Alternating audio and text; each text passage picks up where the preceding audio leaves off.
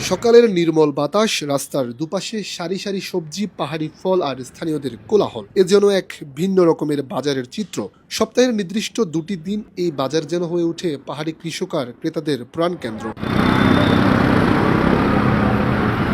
সরাসরি জমি কিংবা পাহাড় থেকে তুলে আনা টাটকা শাকসবজি, পাহাড়ি নানা জাতের ফলমূল, জুমের উৎপাদিত চাউল, মাছ, মাংস থেকে পিঠাপুলি সবই বিক্রি হয় এই বাজারে। আর এই বাজারের বেশিরভাগ বিক্রেতাই হলো নারী।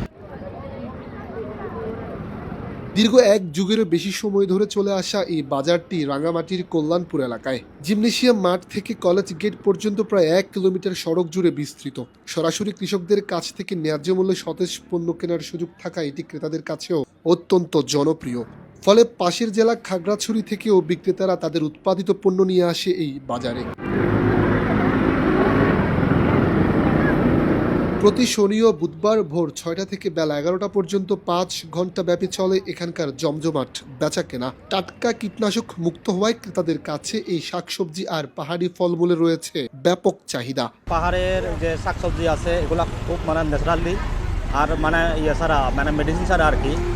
তারপরে এখানে যারা করে নিজস্ব উৎপাদনে করে এই শাকসবজি উৎপাদন করে, এগুলা এই জন্য আমাদের পছন্দ আর কি। সবজিগুলো ফ্রেশ একদম তাজা খেতে পাই আর কি। এগুলো কিন্তু খুব সহজ লভ্য। সপ্তাহে 2 দিন বাজার বসে। এই বাজার দিন দেখা যাচ্ছে পাহাড়ের বিভিন্ন অঞ্চল থেকে মানুষ পণ্য নিয়ে আসে এবং তারা চিন্তা করে যে এটা বিক্রি করে যেতে হবে, না হলে যাওয়ার সময় এটা নিয়ে যেতে গেলে পরে এটা আবার মনে করেন পরিবহন খরচ তাদেরকে আবার দিতে হবে।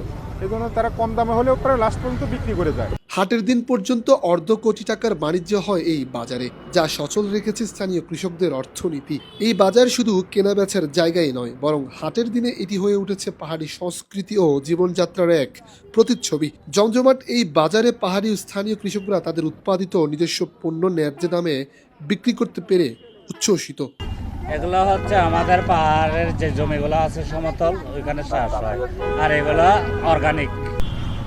কাঁচা তরকারি হইতে সম্পূর্ণ পাওয়া যায়, মাছ, মাংস, সবজি বাজার সব পাওয়া যায়। আমরা পাহাড়ি বীজি বাঙালিও কিনে, তারপরে চাকমাইও কিনে। অনেক লোক আছে অনেক জায়গা থেকে, কুতুকছড়ি থেকে আছে, কাগড়া থেকে আছে, মনে করেন ওই যে মানিকছড়ি থেকে আছে।